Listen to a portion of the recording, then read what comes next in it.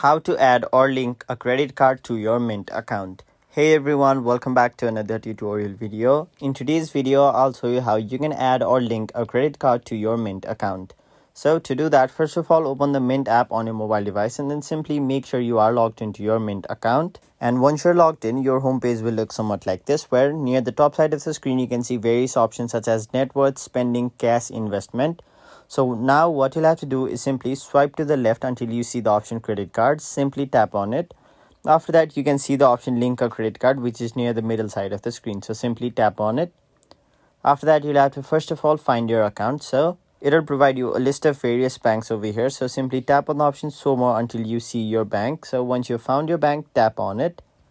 After that, you'll have to log into your bank. And once you've logged into your bank, you'll have to select your credit card, and sometimes it will also ask you to enter details such as your credit card number, your CVV, and finally the expiration date. Now, once you've entered all of those and logged into your bank account, you'll have successfully linked or added a credit card to your Mint account. So that was it for this video. Hope this video was helpful to you guys, and if it was, make sure you like this video and subscribe to our channel so that you don't miss out on further videos such as these.